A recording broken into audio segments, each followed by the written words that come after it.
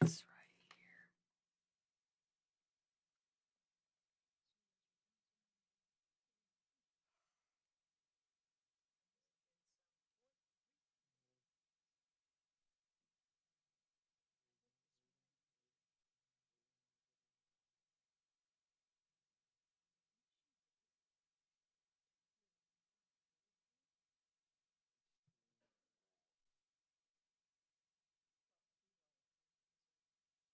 No. No. Yeah, he was there last night, and I told him congratulations anyway. Like, hey, he kind of chuckled. Where did you guys have your? At the new location, Oh, nice. just for that Dion and Angela's event, she opened it up. They opened it up for. It's nice. Yeah. I'm hoping they do a soft opening. Yeah, there's quite a bit of changes downtown. I drove down because I went to go look at what we're looking at today, the Lone Home Temple. And I told my husband, I said, "Oh, come on, you got to drive me." So he drove me. He said, "Oh, let's go downtown. I want to see what the apartments look like." It's really nice. It's really nice. Yeah, right by KHLH. Yeah, it's Yeah, nice. very.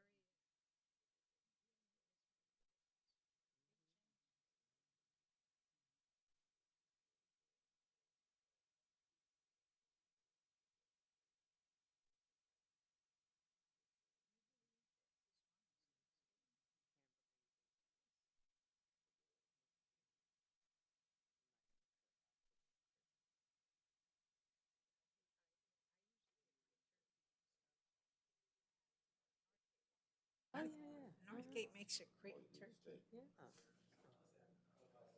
and their mashed potatoes.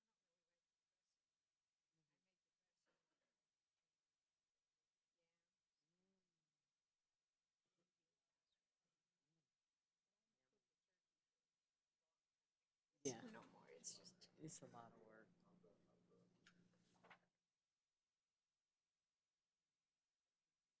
Teas.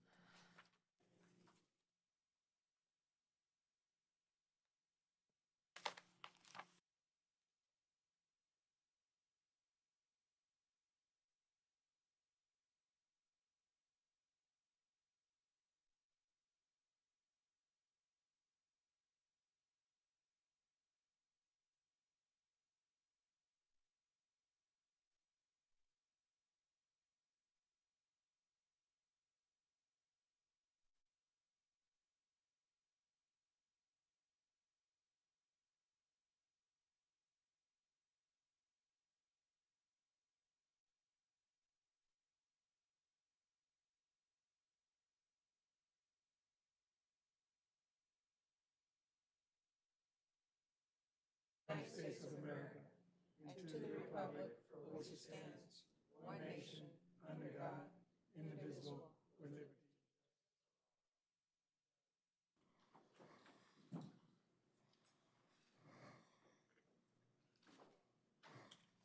Madam Secretary, could we get a roll call, please? Commissioner Fowler, Present. Commissioner Rice, Commissioner Trejo, Here. Commissioner Shaw Williams, Here. Chairman Springs. Here. Any communications from staff? Yes, Chairman. Item 6A, related to item 6A, staff received a letter from the applicant requesting modifications to some of the conditions of approval. The timing of those requested changes did not provide staff enough time to respond appropriately, and so we're requesting a continuance to allow us time to vet those requested conditions with the applicant to bring back before you at the next monthly meeting. Is that a motion that we need to take, Mr. Penn?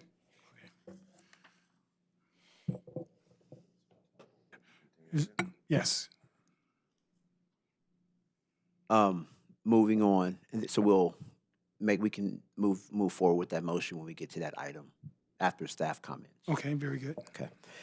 Moving on, item 6B, We provided each of you with updated ordinance that had some minor clerical changes that were made to the objective design standard ordinance that'll be brought before you this evening. The changes, just nothing substantive, just related to some section numbers and things of that nature. So very minor in nature. Just wanted to provide that with you prior to tonight's meeting. And lastly, item 6C, staff is requesting that item also be continued to the December 4th meeting. And that would conclude staff's communication tonight. So is there a motion on the floor to have item 6A and 6C continue? So moved. Okay, it's been properly moved and second that both items 6A and 6C be continued. We have a second. Call for any questions on that? Is it to a time certain, or? The question is, time period, is that what you're asking? Yes. Both continue to the December 4th meeting. December 4th meeting?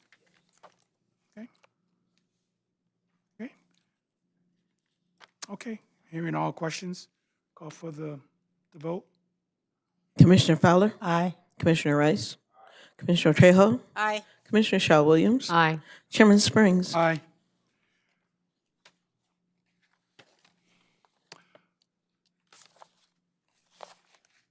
Okay, public comments regarding agenda items. Person wishing to address the Planning Commission on any items on the agenda other than the public hearing may do so at this time.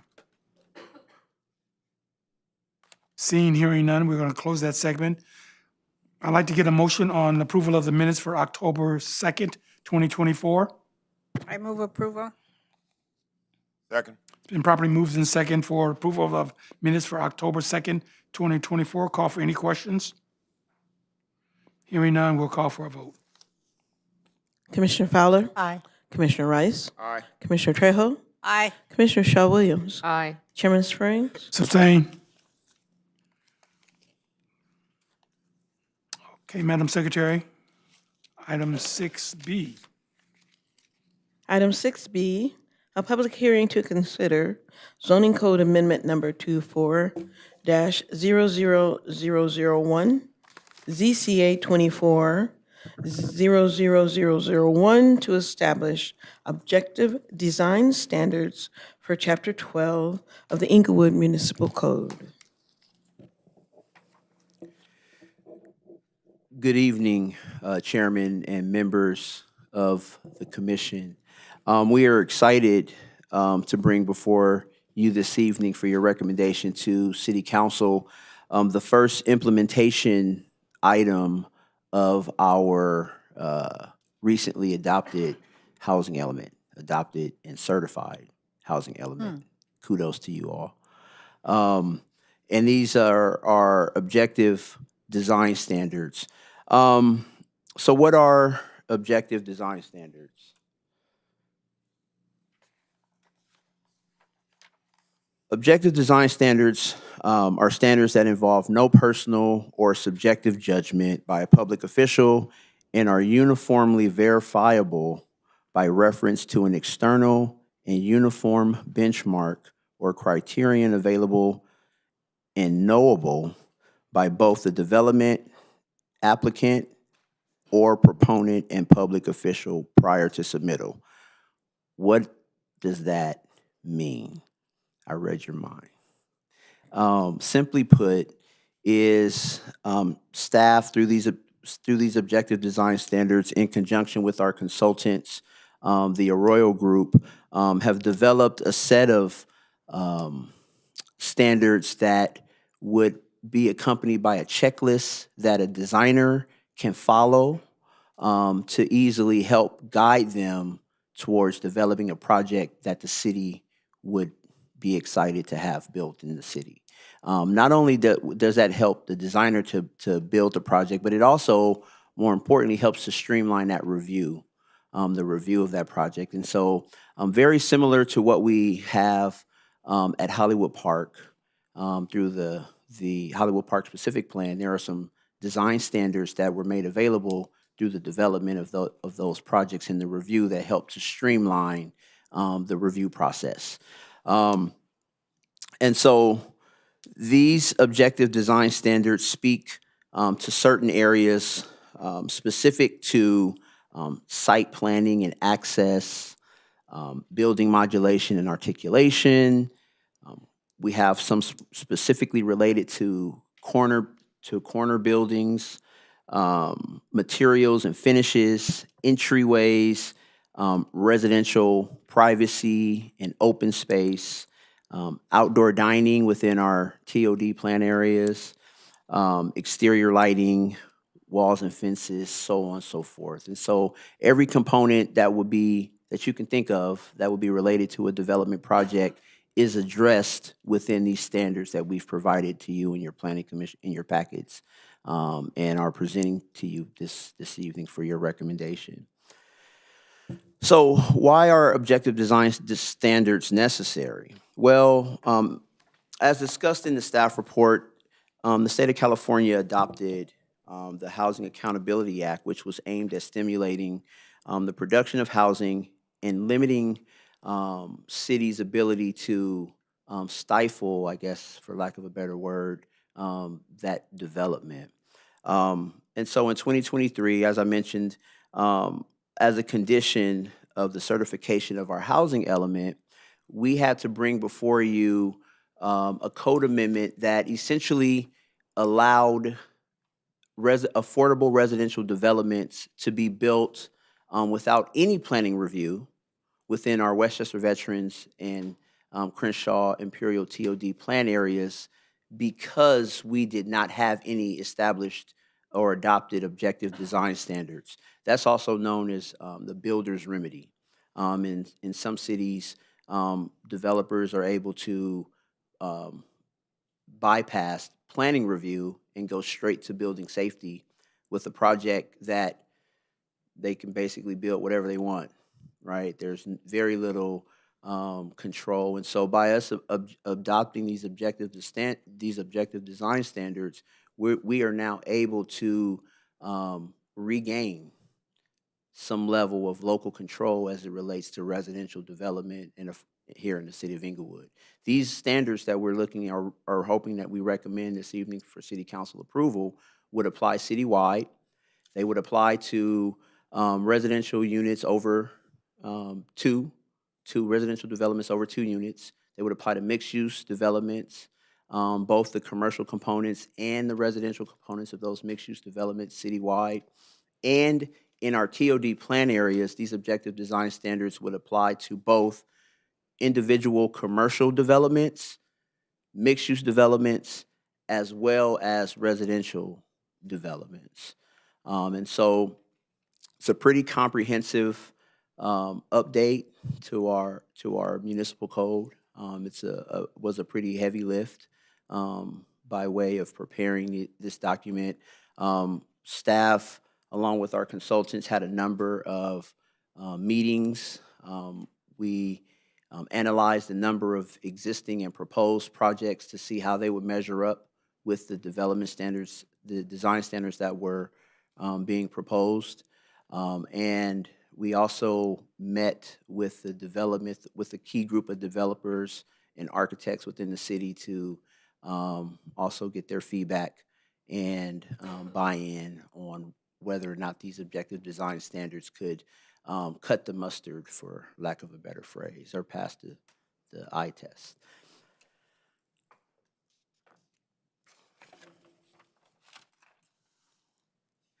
So one of the, as I mentioned before, this is one of the first programs within our housing element, and allows for us to comply with HCD mandates, and also brings our code into compliance with state standards and statute.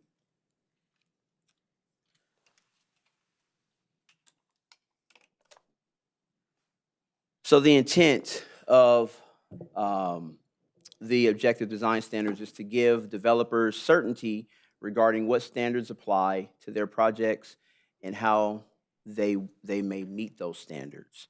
And the result of that is a reduction in staff's review time of these projects so that they can, again, streamline that development and move into the next phases. As I mentioned before, from an applicability standpoint, these standards apply to new construction of multifamily and mixed-use developments with 2 or more housing units. Commercial and residential components of these mixed-use projects would apply or be subject to these standards. All new commercial developments within the TOD plan areas would be subject to these standards. And remodeled buildings where new floor area would be added to these residential projects would also be subject to these standards.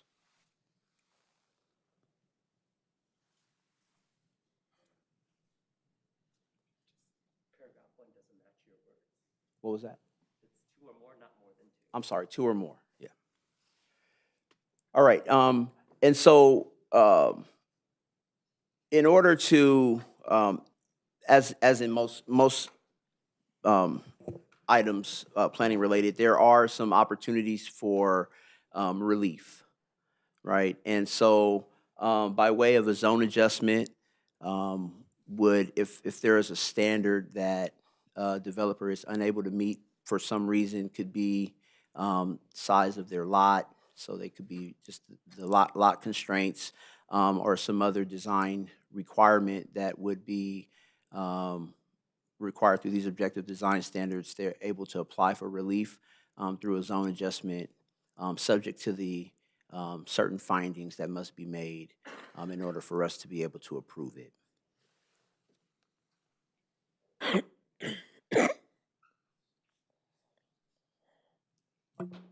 And so the goals of these objective design standards as proposed are to activate public streets, sidewalks, and plazas, to reinforce walking as the most basic and primary mode of transportation in accessing buildings, to avoid unsafe environments such as sidewalks with no eyes to the streets, and driveway locations which create unsafe vehicular or vehicular pedestrian conflicts, protect people's privacy within their own homes and other private spaces, improve the visual appearance of the city, its reflection of cultures which inhabits it, and the aspirations for the future, and finally to achieve the aim listed above in the objective fashion while allowing for creativity. So these standards are applied. Each standard has a set of guidelines that are provided to serve as to give an intent for what we're trying to accomplish with the standards. And so this is an example of how the standards are shown and will be demonstrated or illustrated through the implementation of these in our code. In our code and subject documentation. The guideline, for example, as you can see on the screen, buildings located at corners should be designed to enhance the pedestrian experience along sidewalks. Corner conditions should be given prominence within the architectural design and should serve as a primary point of entry and contain active uses. And so that provides the designer kind of an idea of what we're looking to achieve with the standard that they need to follow that's located here under S4.1 that would relate to guideline 4.1. And so then they would need to follow the 3 standards that are listed below. All right, and that's a common theme throughout these guidelines. And each section, there's 14 total sections, have both the guidelines and the standards that apply to each objective design standard.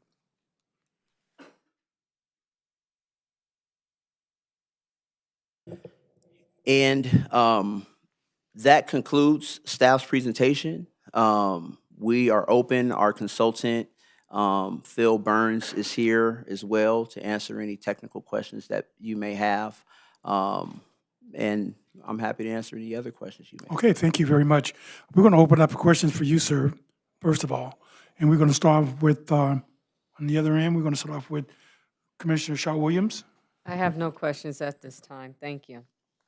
Commissioner Trejo. A couple of questions. So when a project comes in, I mean, developers come to the planning department and say, I want to build something, then they're given a set of design standards and say, you know, this is what you need to follow. And once you meet those, come back and we'll make sure that you've met those standards, design standards. In short, yes. Now, these standards will be made available for the general public upon adoption. And so they could come in and ask staff questions or ask for any type of interpretation. But the plan is to develop a checklist that would have the standards for each individual component within the objective design standards that essentially, as they go through the development process, they're in the design phase, they're checking off that they're meeting these standards, and then that also will allow staff to check for compliance and adherence to the standards through the review process. And that's what will ultimately help to streamline our planning review, but then also ensure that we're getting the quality of developments that are to be expected and meet the standard that you've set through your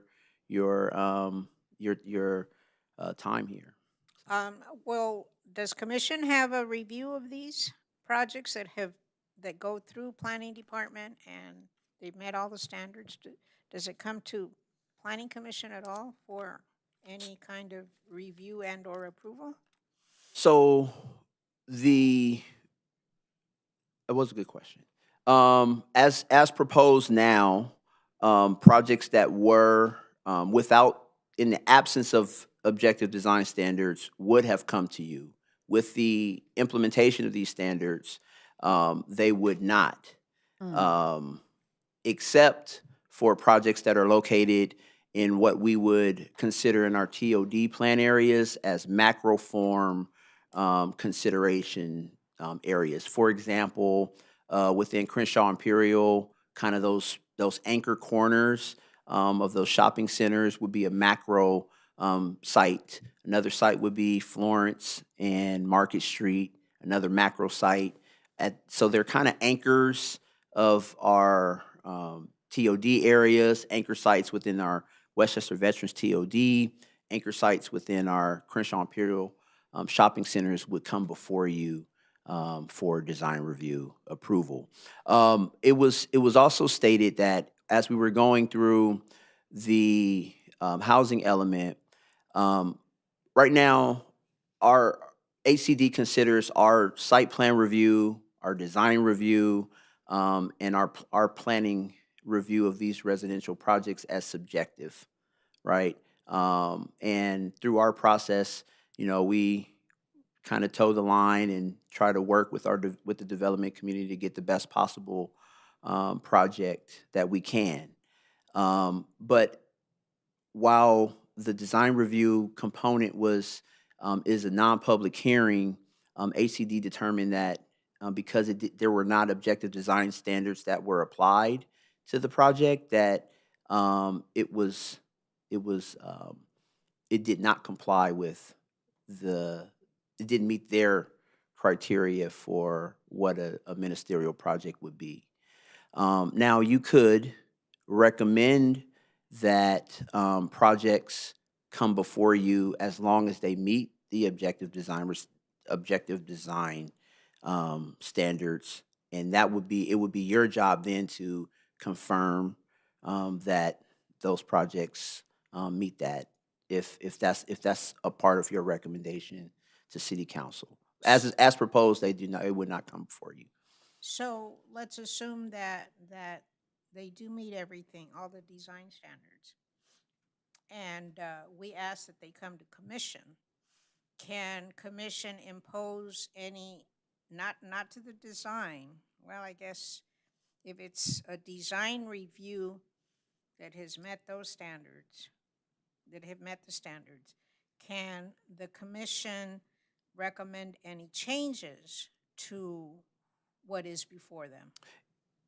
Not if they step outside of the standards that are required through the objective design standards. There's no, and that's why I started off with the definition. So there's no subjectivity involved. If you don't like the color of the building, but the color of the building is included in the standard and they meet it, then they meet it, right? So in essence, local control is being taken away, That- and commission and/or any other deciding body will not have an opportunity to review these projects or to even know what's coming. Well, you can know, right? You just will have, I mean, if you decide that you would like for these projects to come before you, they can. There's just, they would need to meet the standard, and that would be how you would measure your approval, right? You're just confirming that they meet the standard, very similar to what staff would do as a part of our review. Now, if is there like a time frame that, because I know part of the objective is to streamline, if we include a requirement that it comes before the commission, will that affect the streamlining, and a developer can say, well, we met all the standards, why does it have to go to commission and waste another month of waiting time? Yeah, well, our code typically requires that design reviews, when filed, go before the planning commission at the next available planning commission meeting. And so we've been pretty good about getting them before you, relative, on time, with very little lag time. And so I don't anticipate that, that would be a major concern, but that's something that we definitely need to take a look at. Okay, that's all the questions I have. Thank you. Okay, Commissioner Rice? It's a little complex here, Bernard. The objective design standards is something that will be set by the planning division without input from the planning commission. Well, that's why we're here today. So you can, these standards are, before you to gauge your input, if you're comfortable with the overall makeup of them, then you would recommend them to city council for adoption. But we have a pretty robust consultant team with that has worked pretty hard on creating standards that have worked in other jurisdictions, and with a focus on the needs that need to be focused on here in Inglewood and based on our lots and our development community. Provided we approve these standards, and that becomes a by right criteria for any applicant. For residential development. Residential development, if they meet these standards, then by right, they can come in and just apply. I mean, unless the planning commission decides that, hey, we want to review it anyway. Well, essentially, the design review is a by right. We're allowed. It's not a use issue, right? So these are already allowed uses. What we're really focusing on is what they look like, and we're trying to eliminate the subjectivity of that review, and that's been one of the big roadblocks or stumbling blocks between some cities and the development community when they want to stifle residential Subjectivity development. of some of these projects is why we have a planning commission. Because I'm sorry, we Commissioner, have some can you things- please we have use the some mic? issues we have some items that are going to come before us that are not by right for one reason or another, and that's why someone comes in for a special use permit. Correct. So once you set the criteria and say you have to operate between here and here, then wouldn't that be a time when someone that has a special project would want to come in for a special use permit and have the commission hear that? Well, yeah, but we're a special use permit and a design review are two different things, right? The special use permit is a public hearing to allow for the use of an item that the city has determined needs to be reviewed and conditioned appropriately, right? The design review, the code has established findings and standards as it states right now that you as a hearing body would review, but it's in a non-public hearing format, and as long as they meet those standards, then technically, they would be approved. That's out of our purview to be able to look at that. If we just say we take it as a design review instead of an SUP, same question. Being taken out of our, Yeah, no, you can, the SUP is not, right? Now, I'll give you an example. If a project, let's say a mixed-use development is proposed in downtown, mixed-use residential development, and at the ground level retail is gonna be a restaurant with an alcohol use, right? The construction and the exterior facade, the site planning, and the standards that would apply to the building itself would be subject to the objective design standards. The use that's within the ground floor retail would be subject to a special use permit, which would be a restaurant with the alcohol use. And so during your review, you would be focused on the restaurant with the alcohol use and not what the building looks like through the special use permit process. And I could be, and I just want to make sure that I'm not speaking, Mr. Pan, out of pocket. Okay, he would stand up and correct me if I said anything wrong. All right. And I'm also looking at my consultant, Phil. Is there anything that you want to add? I would just add that should the planning commission decide to review these projects, you certainly can make suggestions for the applicant, and you can identify alternative ways. Oh, Phil, come to the mic, please.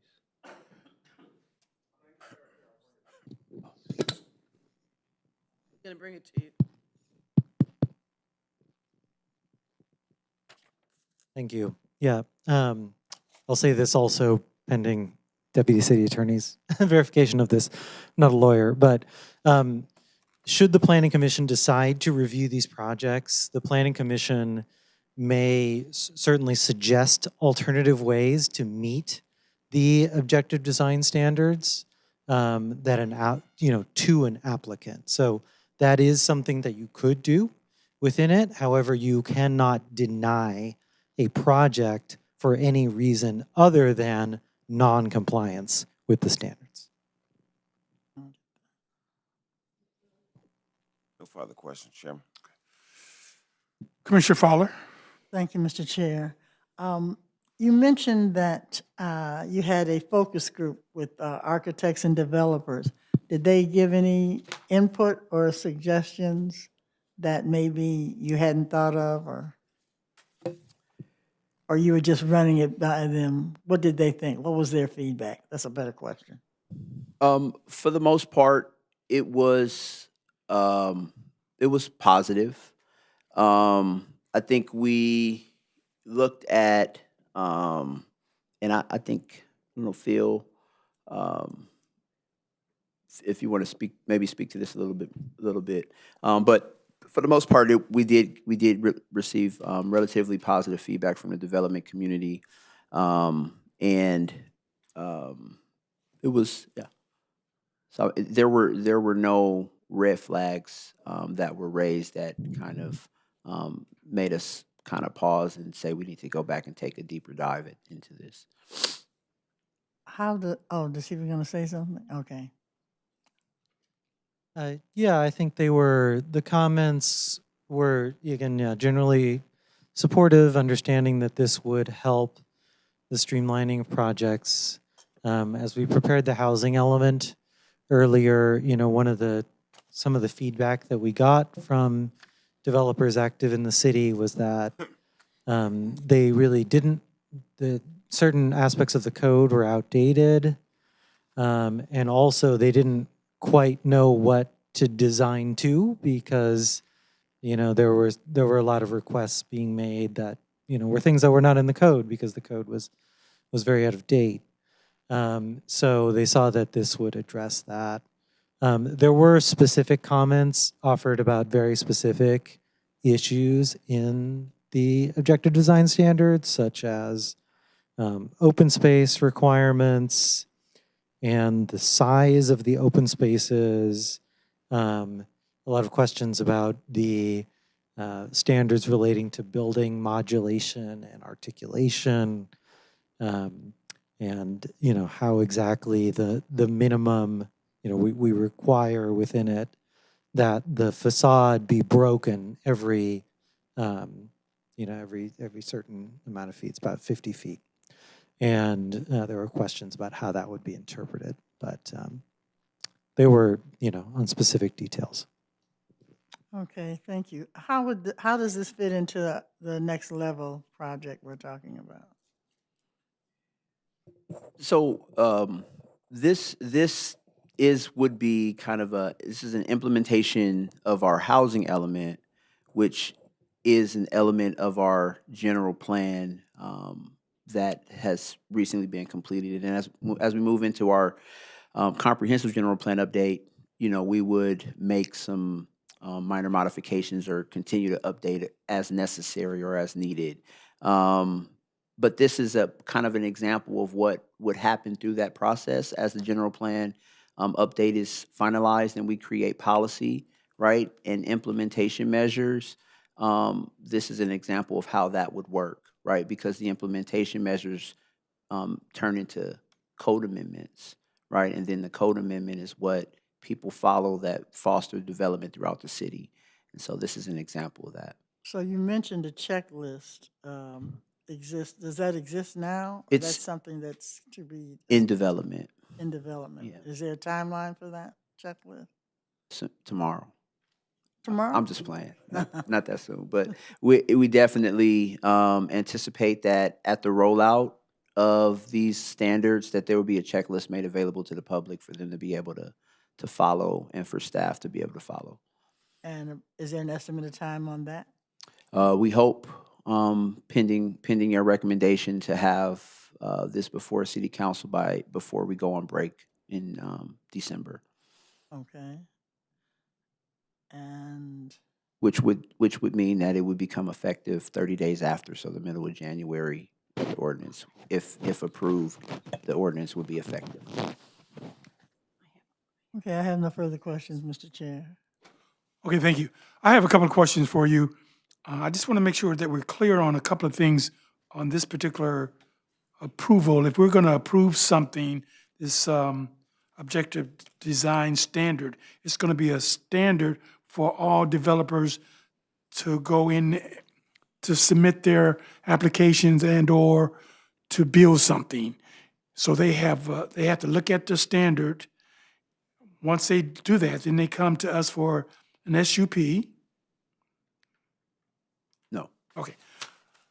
What I'm trying to get at is that Commissioner Trejo indicated if we wanted to change the color, and you indicated that you couldn't do it because it's not in the standard guidelines. So my question would be, how would we be able to implement that into this before the approval of this? Because we couldn't change it once we approve it. You follow what I'm saying? Well, you can make a recommendation that The recommendation you may not adhere to the recommendation because of what the standard, the objective of the design is. No, you can make a recommendation if there is something specific within the standards that have been proposed. that you would like to have included within these standards, then we could then include it prior That be to a moving. part of the standard objectives, design standard checklist, site plan and access building, modulations, corner buildings, materials. Within, yeah, so within that, any one of those particular sub areas. So for example,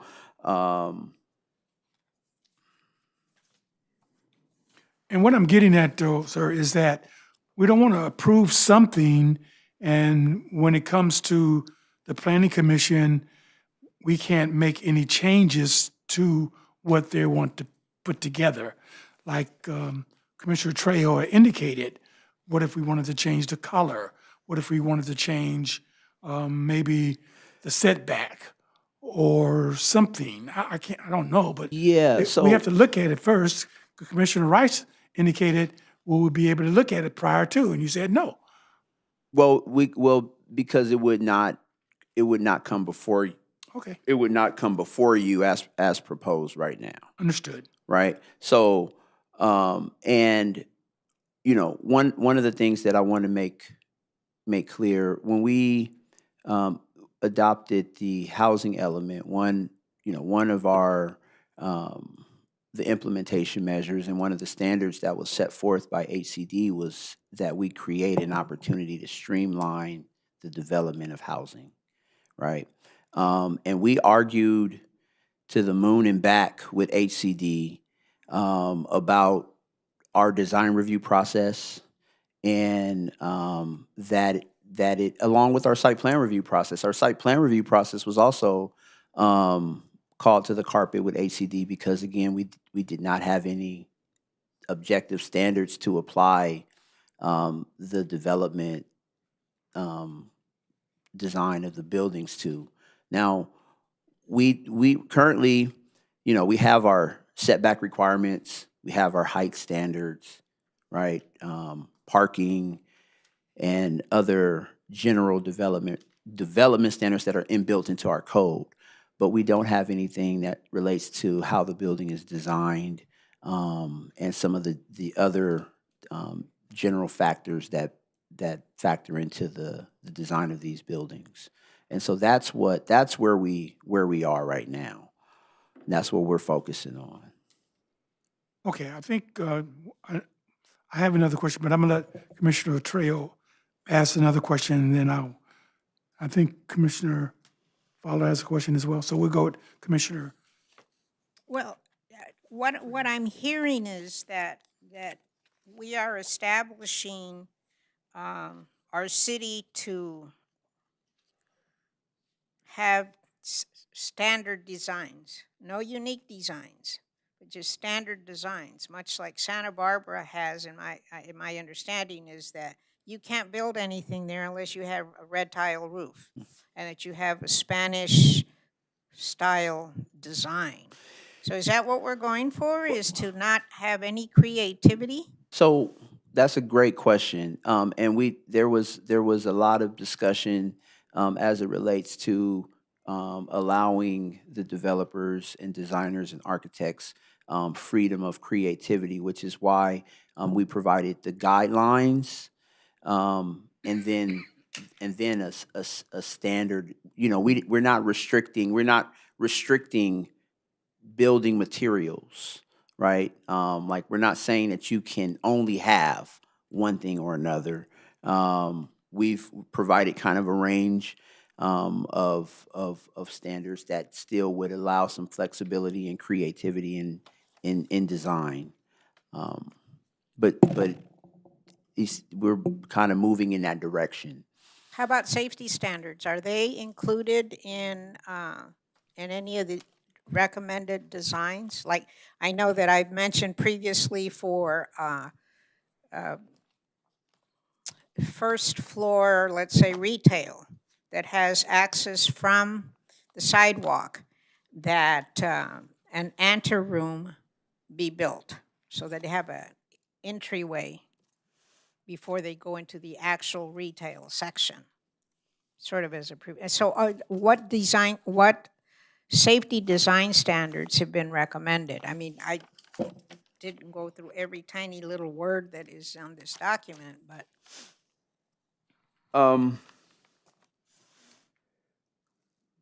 Without diving into the details of each standard, I do believe that we've created, not specific to the entryway or anterooms, but we did create standards that kind of created storefront facades that allow for visibility within the first floors to ensure that, and I think the goal said that there are eyes on streets, right? So that there is some level of visibility to provide a measure of safety. Also, the orientation of driveways away from primary sidewalks to ensure that vehicular traffic and pedestrian traffic aren't conflicted. Those are some of the measures and safety measures that we looked to work towards and work through the design. Not sure, Phil, if you have anything specific. I'd like to look at some of the standards before we make any kind of approval, personally. Mhm. Because I don't, I mean, That could be a recommendation on approval before we approve it. We're going to move on to Commissioner Fowler, and then we're going to ask some. Okay. Oh, one second. Did you want to add something, Phil, to that? No? Okay. Commissioner Fowler. Thank you, Mr. Chair. Yeah, so was the thought that all of this information too, to help ahead of time or streamline, is this going to be online? Or do they have to come into the office to find out what our standards are? No, they're available online. Yes, and the draft of these design standards had been and were posted on our website and have been made available at, I think we posted it back in August. I believe in August of this year. I think. Yes, and they were circulated as well with architects and developers active in the city. I do see frontage standards, I do see lobby, I do see terrace, I do see shop front. So giving some direction to some of the things that could imply safety because of how you're addressing that they should do it in the package. Also, I see at grade for residential, I see yards. So I know there's some things that you articulated here. I think my only concern now is, I know you said it wouldn't necessarily come before us. I was concerned though, but in this case, you're right. It's not a public hearing, so they would not be missing out on any opportunity to comment because it's design. But I am concerned on how we know about the project if it didn't come before us. So that's just a comment I have a concern about. Thank you, Mr. Chair. Okay, Commissioner Rice? If you're streamlining projects and you have ADU or single-family residence duplexes that you're putting together a streamlined system, it's going to be a low impact for the community. If you're streamlining a project that may be 150, 200 units, particularly with the increased density factors that we have now since I think AB 2197 not requiring any parking, I mean, they may create any monstrosity there that that fits on what used to fit on a 20,000 square foot lot, potentially without parking requirements, is double. And then if they can go 7 stories with that, I'd like to see what that looks like. Well, and I definitely understand, and I will say this is that if it's a residential development that is developing affordable units, right now they just go through site plan review. That wouldn't come before you, right? And really the only projects that come before you right now as it relates to design review are projects within certain areas of our TOD plans. not every residential project developed in the city would come before you, right? And so what we're trying to do with these standards, right, is to create design standards that are uniformly understood, right, that we all could be proud of as it relates to the finished product, right? So I don't want you to confuse the TOD projects with other projects citywide. Again, these standards apply to all residential projects citywide, right? And there are a number of projects that have been built that are through and within our TOD plan areas or not, that staff has spent an incredible amount of work in working with the development community to provide us with something that is next level. And I think that's what we're doing here is we are going next level. We're not trying to remove your purview or your ability to have an impact on this community. I think we've gotten here because of your impact on this community. The development of our standards within the TOD plan, the implementation actions and the programs within our housing element, right, have helped to drive us to this point. And what we're trying to do is while maintaining our ability to comply with state mandates, right? We're trying to balance the two. We're trying to maintain some level of local control through these standards because these standards would establish what we want to see here in the city, right? But also meet the obligation and the standard that we have that's been set by the policymakers in Sacramento for us to have to follow, right? So I want to make sure that we clarify that we're clear there. Everything doesn't come before you as it relates to these residential projects, but we are asking for your buy-in to help us. This is where you can have a little bit more control as to what is being built, right? As it relates to projects that would not come before this body. Okay, thank you very much, Mr. Bernard. At this time, I'm going to ask the commissioners, what is their recommendation on the, Chairman, yes, this is also a public hearing too. So yes, okay, yes. okay. I just want I wanted the designer to come up, but I wanted to ask the commissioners, okay. are you satisfied with our planner answers and you have enough questions, or do you want to ask some more questions? If not, okay, go ahead. I was just, maybe after our consultant, makes his presentation, I would like to know at what point we can add that these projects that meet these standards for everything, I would like to add that the commission review them. So that could be in a motion. That can be in a motion. I would ask you, Mr. Chairman, to let me know when we're ready. Okay, to so make we're a going to talk to the consultant first. If you want to talk to the consultant, if everybody's inclined to hearing the consultant, if not, then we'll move on to the next phase. I don't hear anyone saying anything. Inclined to hear the consultant. I'm sorry? Inclined to hear the consultant. You want to hear it? Okay. If you can come and.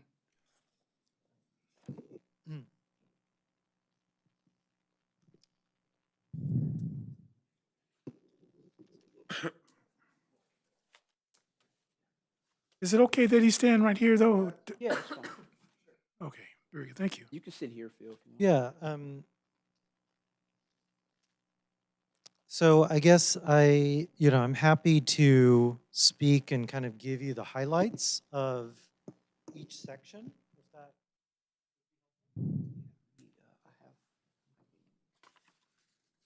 Would you guys just want to just answer the questions, or do you want him to give?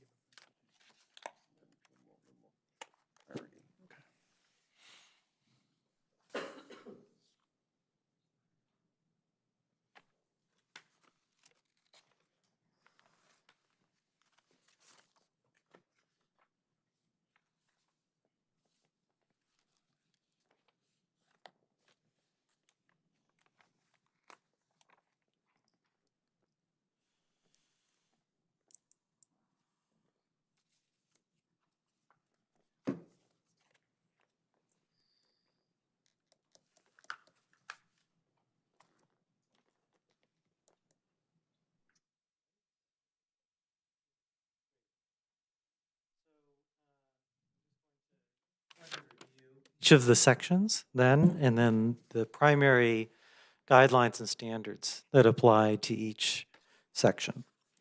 The first section and one in which I mentioned had plenty of discussion with the architects and developers was building modulation and articulation. And so the main standard that was discussed there was a requirement that any building that's 3 stories or taller basically have a variation in the depth of the wall plane every 50 feet. So the idea is to avoid a blank, just monotonous wall, right? So each 50 feet, as you go horizontally or potentially as you go vertically for a taller building, would require, a variation in the plane. Additionally, as you can see on this slide here, you can see an example of 50-foot wide building would require 1 break in the wall plane. It's kind of looking in plan down at the building. 100-foot wide building would require 2 wall plane breaks. And then a project with 150 feet or more of frontage on a primary street would additionally be required to have a break in the massing. So in essence, that's the one on the bottom there. In essence, a project of that length would need to incorporate some kind of courtyard to break up the overall volume of the building as seen from the street. Now, that might happen on the ground floor, more likely for a denser building that would happen on the second floor. And an example of that, I think you could look to the Astra project, as well as the DeMilo across the street. They look nice, by the way. Yeah.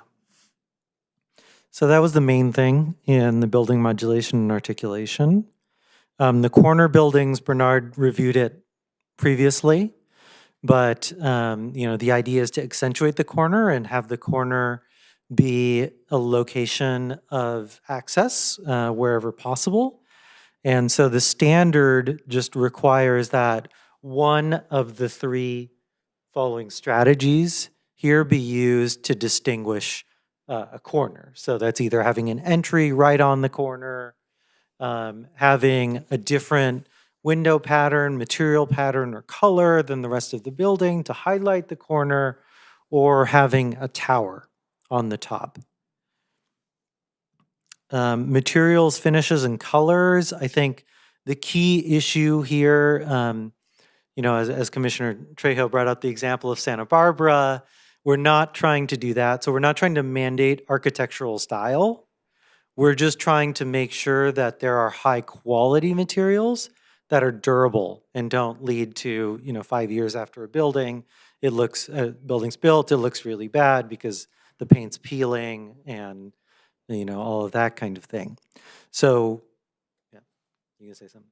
Yeah, and to that point, these were in to your credit, these are concerns that have consistently and routinely over the years been brought up to the development community through our design review process. And so we're taking and implementing your feedback in these standards already, right? These are, when we think back about the Astra project and the design review process that we went through for the development of that building, right?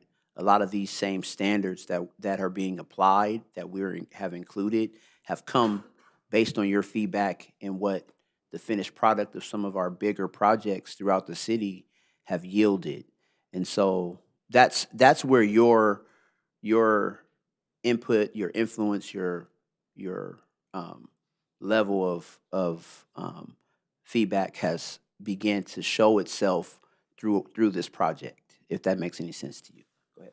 Yeah, Thank you, Bernard. And I'll also mention that we also worked pretty closely with the city's design review consultant, Gwen Pugh, and kind of also trying to hear all the comments that he had supplied on many projects in the city that had gone to site plan review in the past. So those considerations were also incorporated.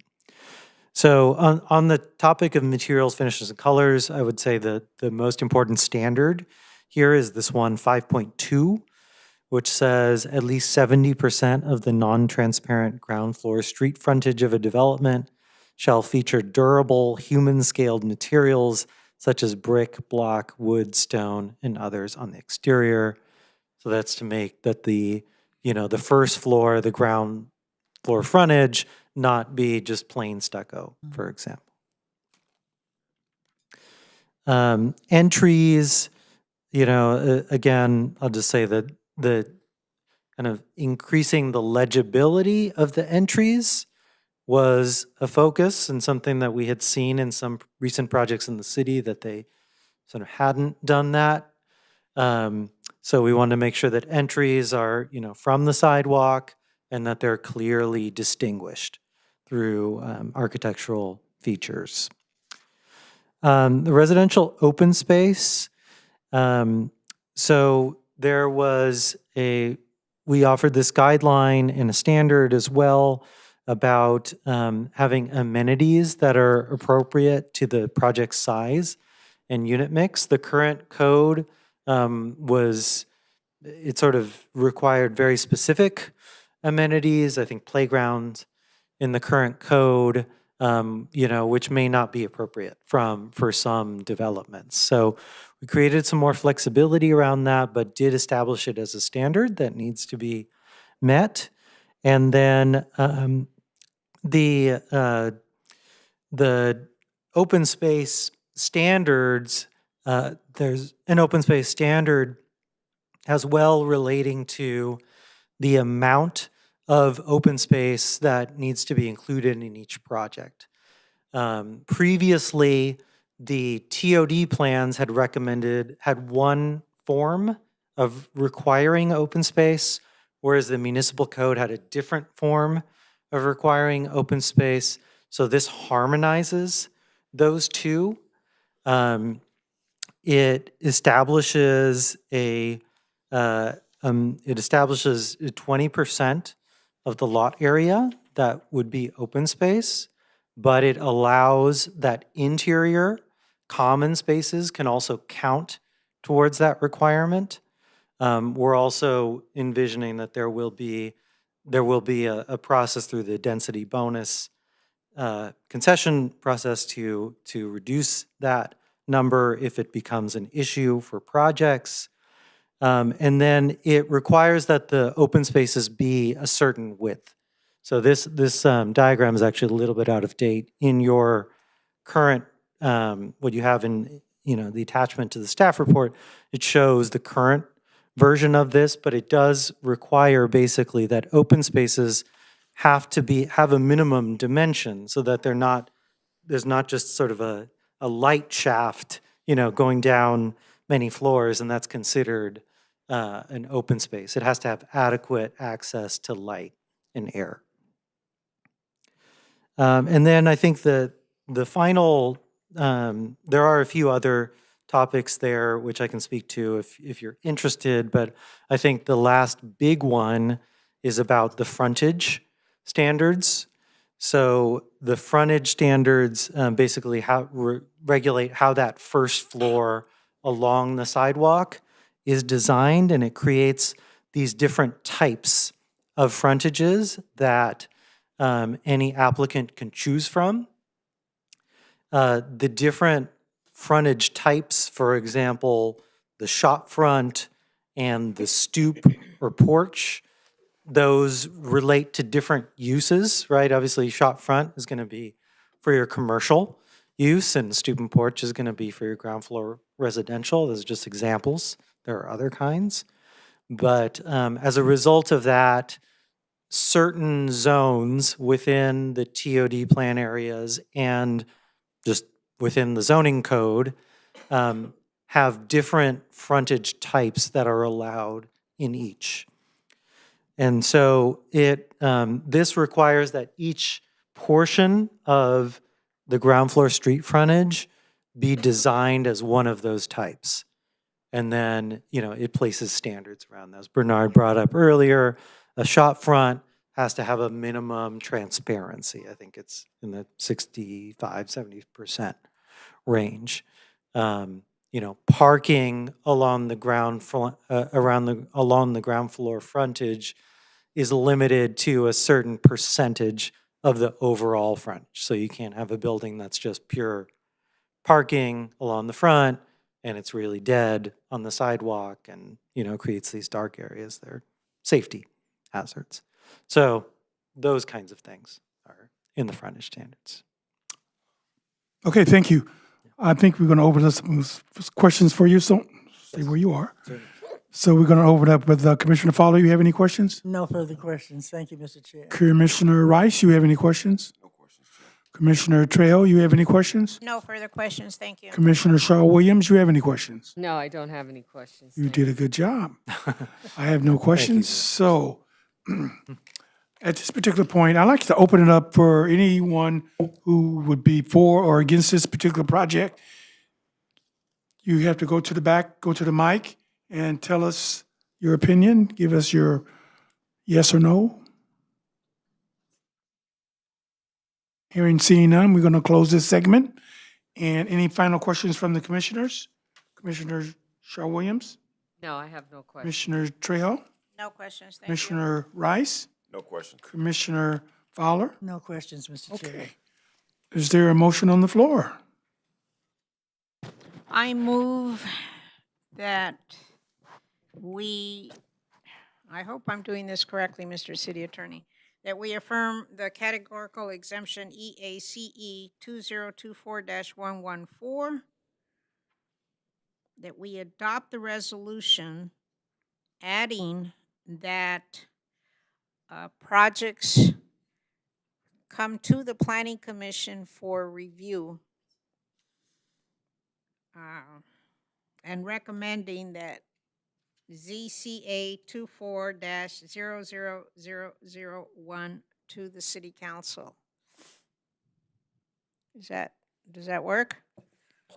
So just to clarify, We have a motion on the floor, Mr., and we have to do the motion first, and then we ask the questions. So the motion's on the floor. The motion's fine, and we're just going to clarify that that also includes recommending adoption of the design standards presented here today to the City Council for adoption. Yes. Part of it.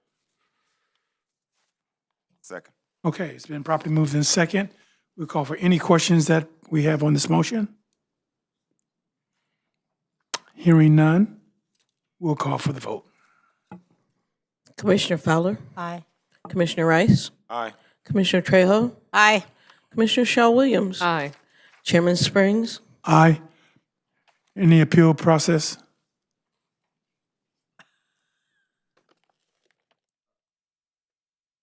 excuse me, Chairman. Yes, there's no appeal. Your recommendation will be forwarded to the city council for their consideration. Okay, thank you.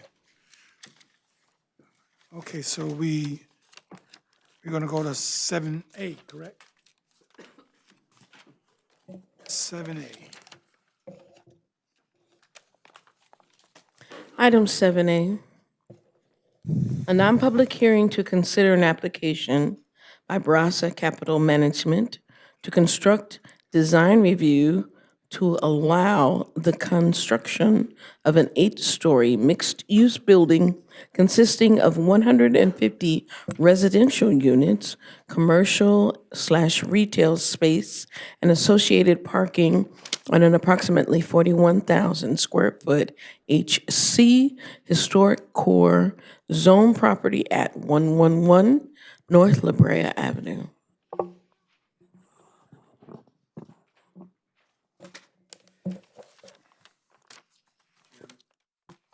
Chairman, the file is present, and the design review does not require a notice, and Assistant Planner Angel Leon Martell is present to do a short staff presentation. Good evening, Chairman Springs and members of the Planning Commission. Could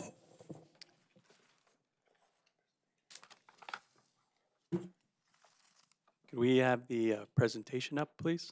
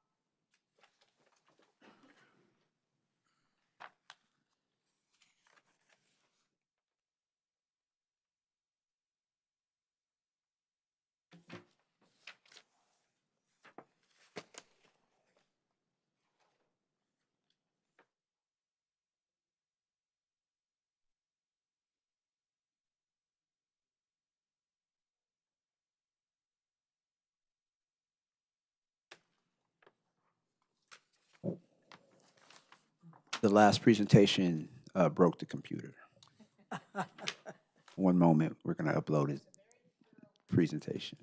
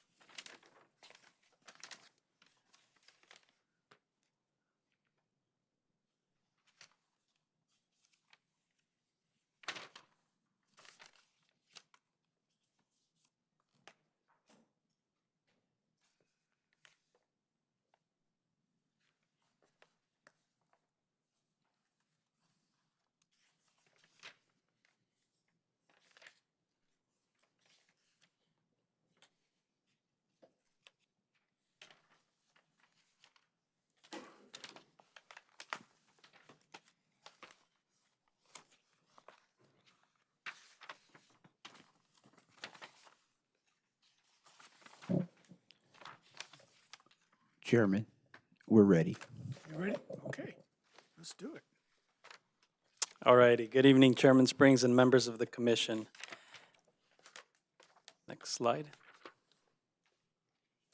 The subject site for this design review is located at 101 and 111 North La Brea Avenue and has a downtown transit-oriented development land use designation with HC or historic core zoning.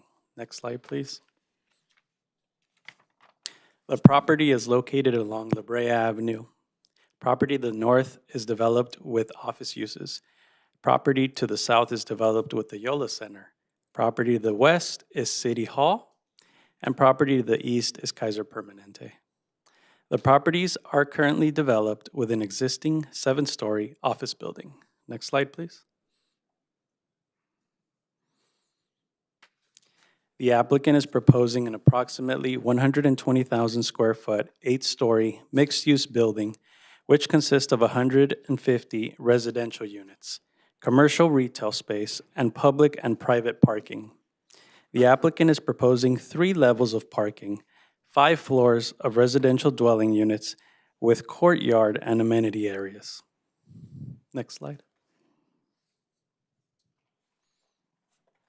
Pictured here is the current state of the building, with the south tower being completely vacant.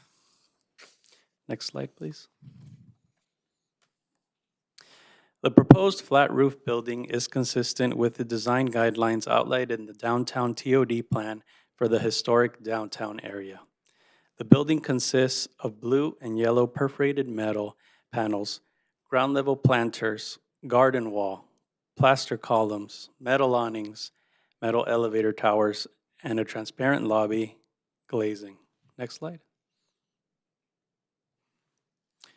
The residential levels are located on floors 4 through 8 and include a roof terrace. The 4th floor includes amenity areas, a garden, and a courtyard. Next slide.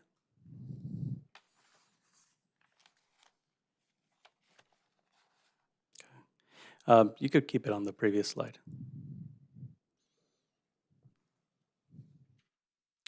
The residential building materials include glass and metal picket railing, cement board, glass pattern, windows, black trim, and stucco walls.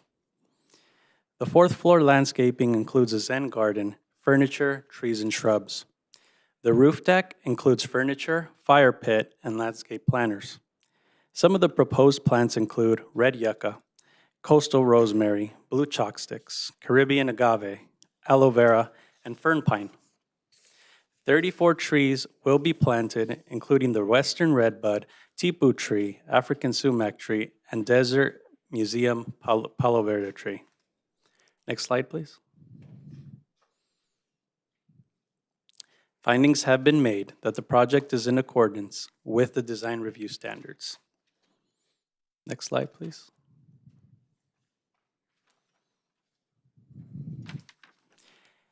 As conditioned, the proposed project will serve as an enhancement to its neighborhood setting and will be compatible with the surrounding area. The project is consistent with the goal of the city's active transportation plan and the Inglewood Energy and Climate Action Plan. No comments were received for or against this request.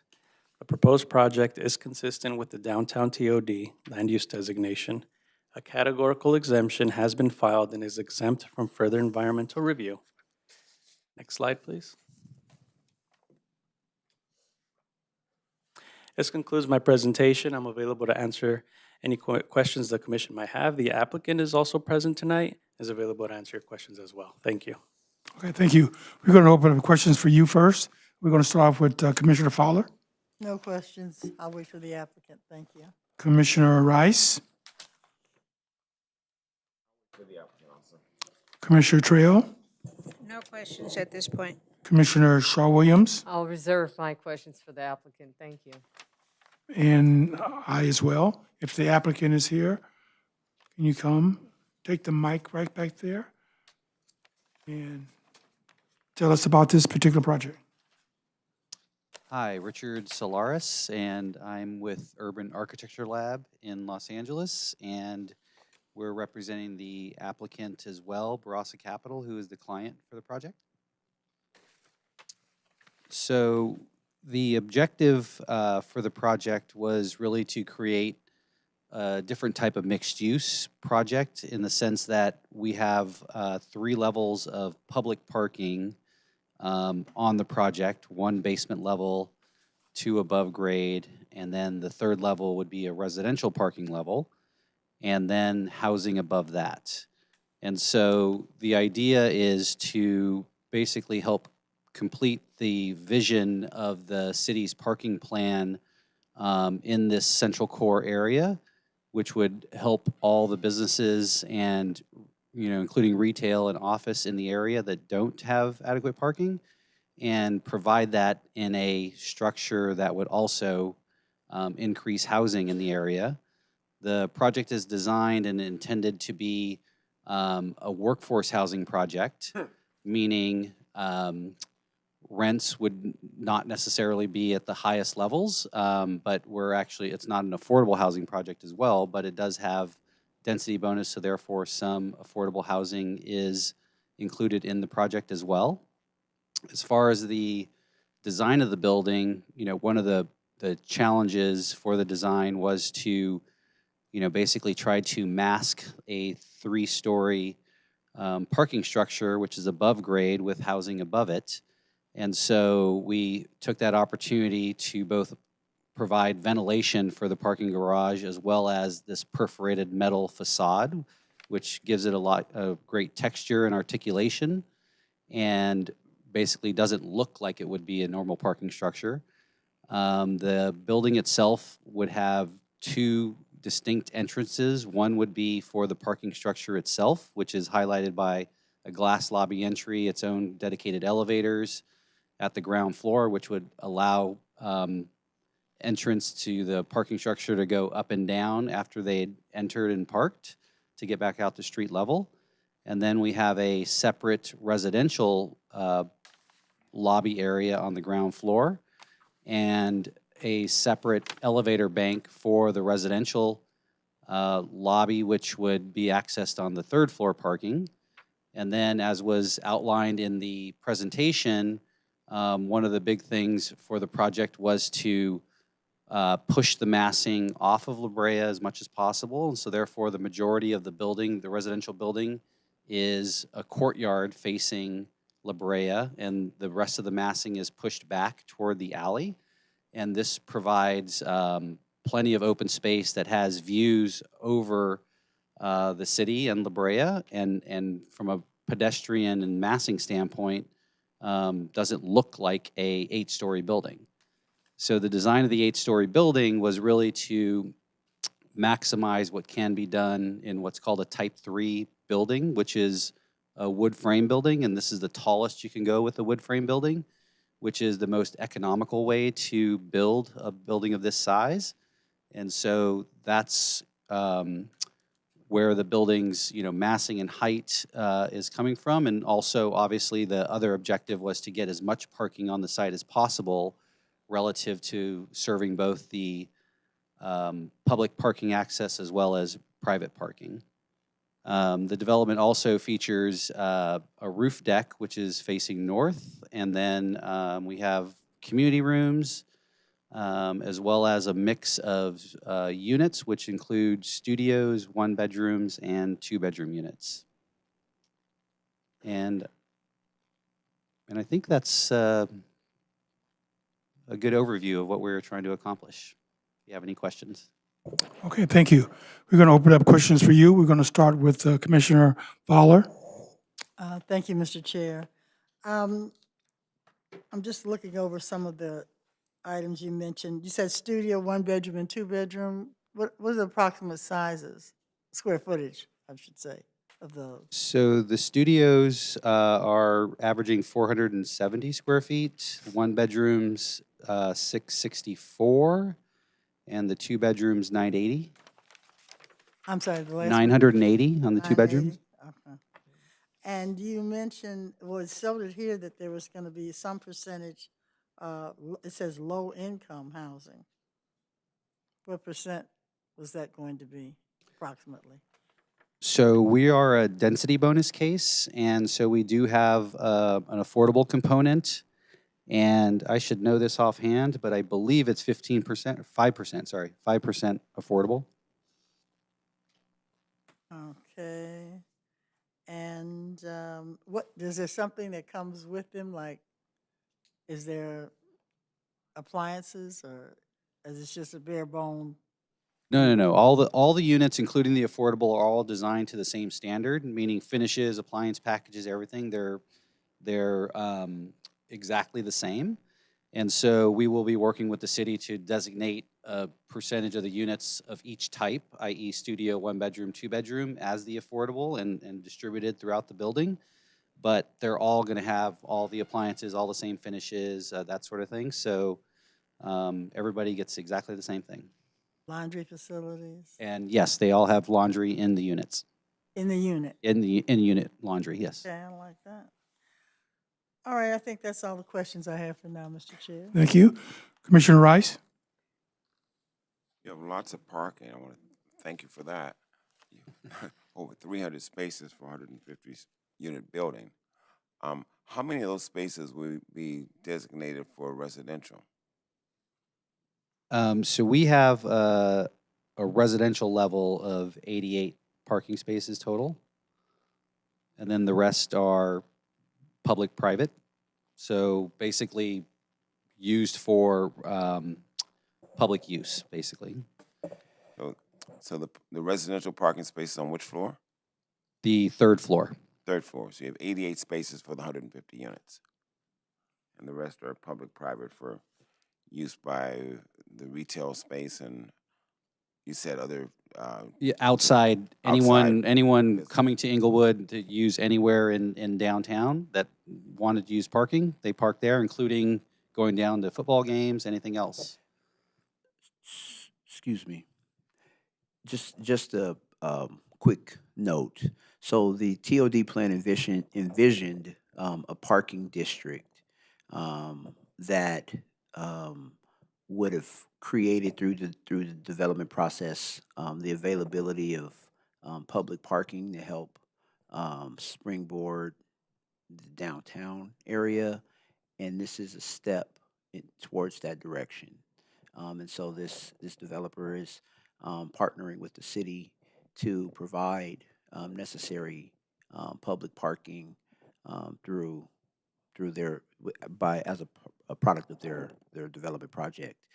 Also, the TOD plan has a provision in there as it relates to residential parking that would allow it to be unbundled, which is also what kind of creates the allowance for the 88 parking spaces. And so Explain.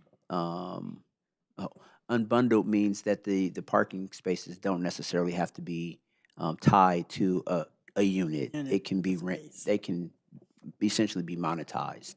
So if you don't have a car, you wouldn't have a parking space or need one. So potentially of the 88 parking spaces we have, there may be 300 available parking spaces that are just public private. That could be $40, $50, $100 a space. Okay. No further questions. Commissioner Trejo?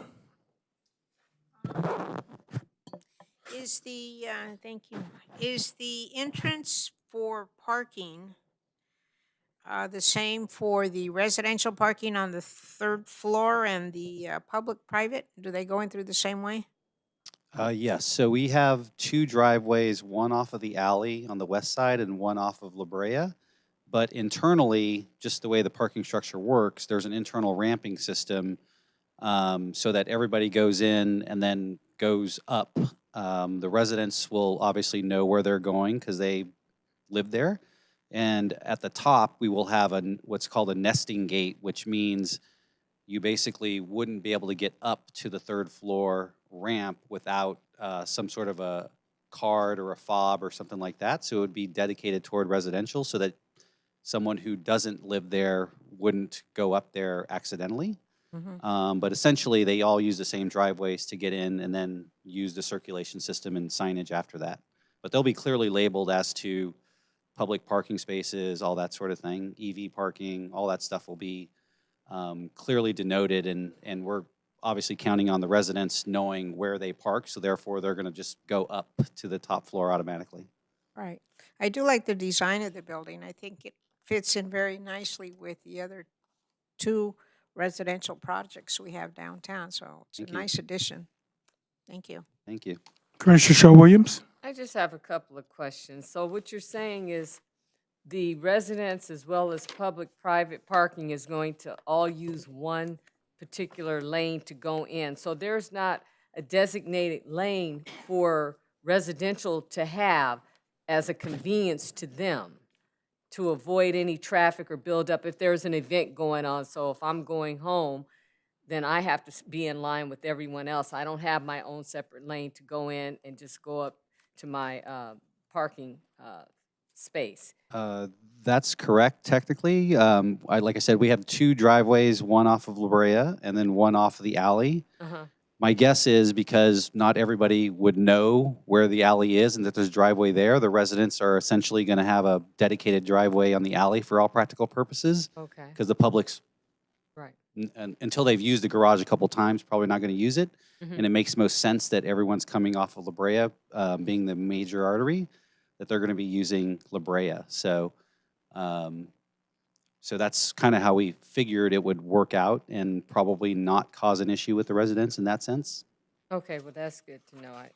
Also, bicycles, are you gonna have cages or some place within the parking lot for residents who utilize bikes to put their bikes, lock their bikes up, as opposed to, because I've seen it on balconies where some apartment complexes, you see people putting their bikes on balconies, which is sightly. So I'm wondering if you're gonna have something for the residents in the way of cages. No, yeah, we have dedicated bicycle parking up on the third floor as well for the residents. So the only drawback to that is they have to bring their bike in the elevator and go up because they're probably not going to carry it 3 floors. But Right. but yeah, we do have bicycle parking dedicated for the project, both private, meaning inside the building and secured, and then we also will have some public bicycle parking along the street as well. So will that be in their contract when they sign up to? I think those are just free to use. They don't charge for the bicycle No, parking. what I'm trying to say is, will the residents be aware that they have that available and do not put their bikes on the balcony? Oh, yes, I see what you're saying. Yeah, that's really a management issue, and I don't think our owner is going to want that as well. Okay. So yes, it'll be mandated that they either keep their bike in their unit if they feel like they don't want to put it in the parking structure, or they lock it in the bicycle parking. Okay. That's it. I have no further questions. Thank you. Okay, thank you very much. I like the project myself. I like the design of it. I like what you have to offer as far as each unit having its own laundry facility in its unit. Is the 2-bedroom, is only 1 bathroom for the 2-bedroom as well? No, 2-bedroom, 2-bath. Wow, that's pretty good. I noticed that you have a fitness room as well. Yes, we have Community a- room, fitness room. Correct. I like the design. I like it. I have no other questions. I like it. And I like the area for the parking as well. I really like that. I have no other questions. One more question, Mr. Oh, Chair. another question over here. I was questioning if you thought about a charging station. Yes, we, with the new green code, there's actually quite a bit of EV parking, for better or for worse. So yeah, I think the latest code is up to 40% of the stalls certain percentage will be installed right away, and then the others are wired basically for future use once it's necessary and we have enough demand for it. But there'll be EV parking for both public and the residential as well. Thank you. Okay. This is not a public hearing, so we don't have to have anyone speak on it. Thank you very much, sir. It looks like we're going to have to do something with the city hall. Everybody's around the city hall is modern, and the city hall is not. So it looks like we're going to have to do something with the city. Is there a motion on the floor for this particular project? Motion. I move that we affirm the categorical exemption EACE 2024-131 and adopt the resolution approving DR 24-0058. Second. It's been properly moved in second. We'll call for any questions. Hearing none, we'll call for a vote. Commissioner Fowler, Aye. Commissioner Rice, Aye. Commissioner Trejo, Aye. Commissioner Shaw Williams, Aye. Chairman Springs. Aye. Is there an appeal process? Yes, Chairman. The applicant may appeal the decision of the Planning Commission within 10 days with a written notification as well as an appeal fee of $389. Thank you. I just want to make a comment on these particular projects that are going up. At the end, when everything is complete, the commissioners and I would like to go and actually take a view and see what it looks, the final product. We really, really would like that. Can you make that happen? We will make that happen. Okay. Although 980 feet, not much. 7B, the final one. Item 7B, a non-public hearing to consider an application by Kendrick Sanderlin representing the city of Inglewood to construct a new 437 square foot restroom at Edward Vincent Jr. Park.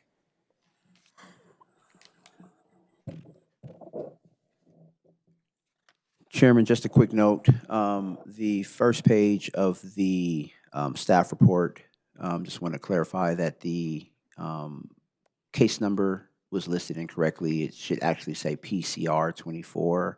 I think it says SUP 24. And the EA number should finish with 129. Apologies for the typo. Chairman, the file is present, and Assistant Planner Sean May is present to do a short staff presentation.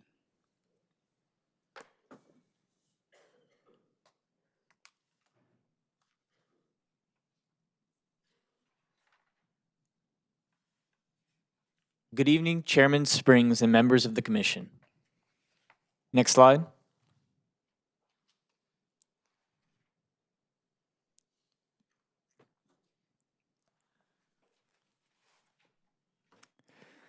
This is a request for a new restroom at Edward Vincent Jr. Park in the OS Open Space Zone. Properties to the north are zoned R2A and R3. To the south is S1. To the east is R2A and M1. And to the west is R3 and MUC. Next slide.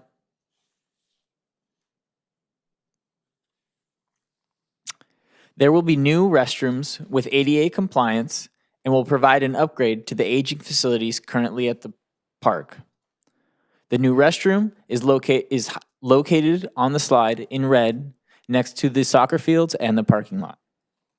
The existing restrooms will be renovated into storage. Next slide.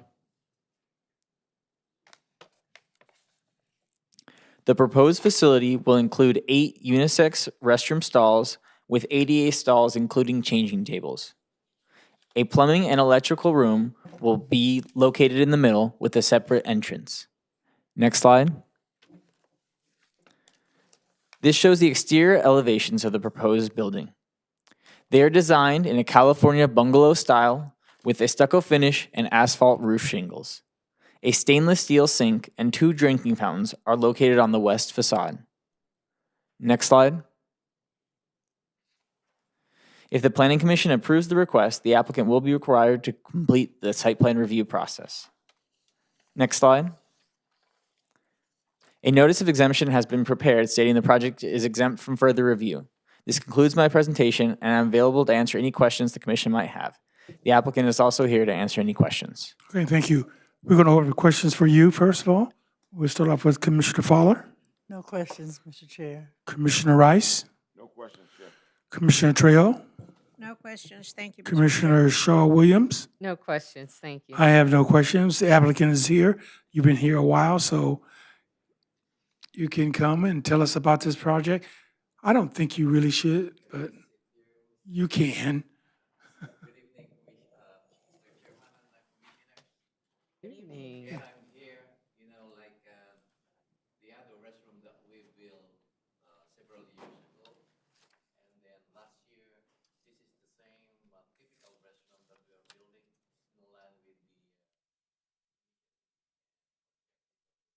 as well as the mayor approved this to replace all the restroom in Vincent Park.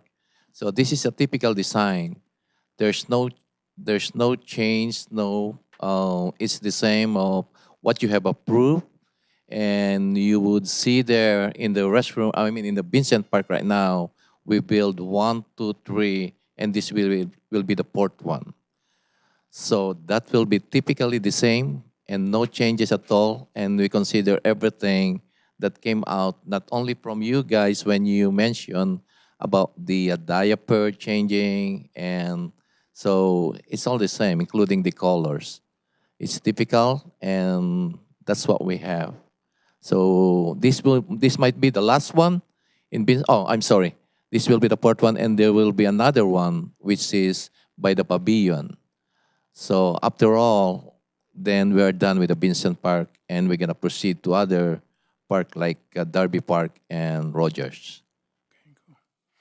Okay, so let's see if we have any questions for you.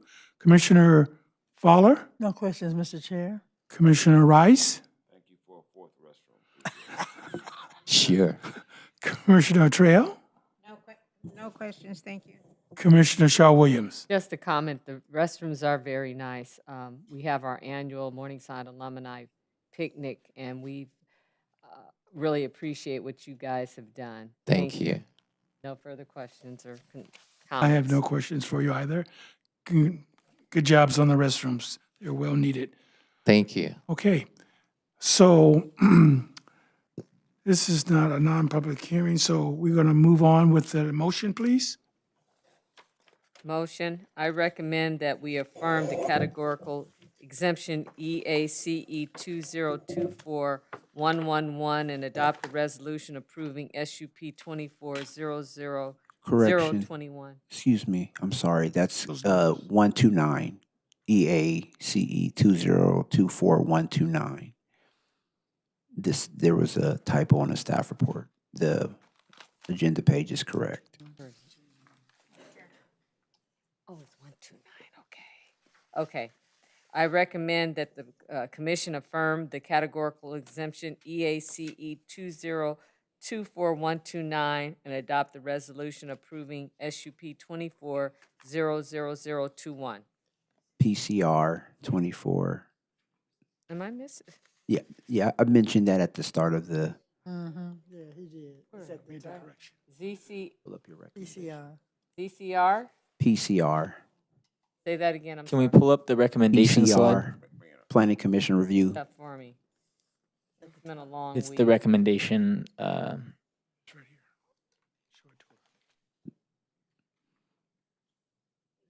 right here. It's up on the screen right now. Yeah, Okay. there you go.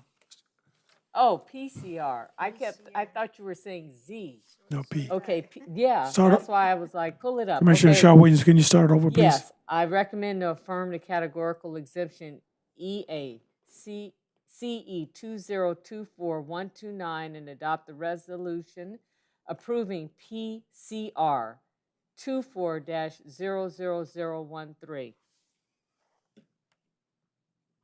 Second. Okay, probably moved in second. Call for any questions? Hearing none, we'll call for the vote. Commissioner Fowler, Aye. Commissioner Rice, Aye. Commissioner Trejo, Aye. Commissioner Shaw Williams, Aye. Chairman Springs. Aye. Is there an appeal process? There is no appeal process. Okay, we got another bathroom, a restroom. Okay.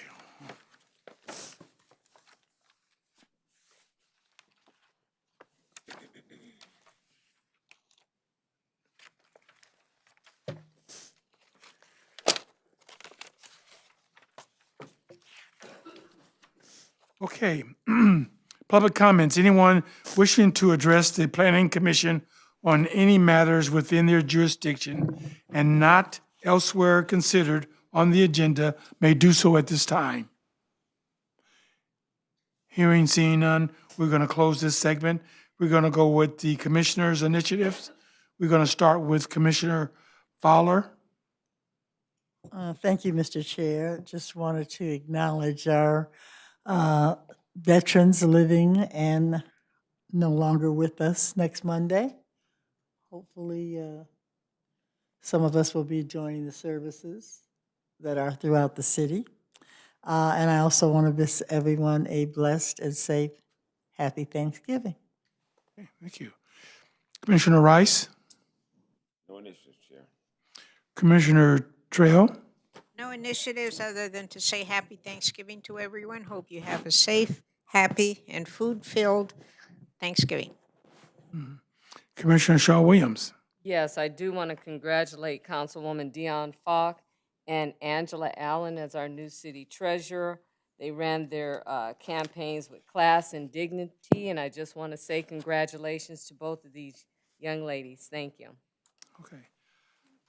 I have no initiatives. I just like to know if, I know the new building across the street from the old building on on La Brea. They're going to open up pretty soon. Is there a chance that the commissioners and I can actually go in? Are they going to do a ribbon cutting ceremony? If not, is there a possibility that we can take a tour of the building? Yes, we'll work on scheduling a tour in the coming week or so, depending on your availability. We'll reach out tomorrow to see what that looks like. Okay. I have nothing else. Oh, there's a question. Really quickly, I noticed Fiesta Martin's on Van Ness today. Are they open? Is that a new restaurant? It's been there? How long has it been there? Yes, that is a new location. Oh.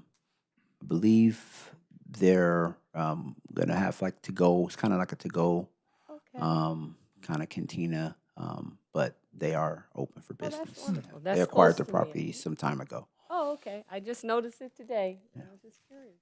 All right, thank you. And before we leave, just want to let you know that you can to be on the lookout for an invitation to our development services department holiday party coming up Oh. really soon. So just be on the lookout for that. Not yet. We're working on it, but it's going to be in conjunction with the Thanksgiving holiday. So Oh, okay. this month. Oh, this month. Yeah, it'll be this month. So. Okay. Well, I'm a veteran. I don't know how many other veterans we have here, but I'm a veteran. So happy Veterans Day to those veterans. And if nothing else, this meeting is adjourned.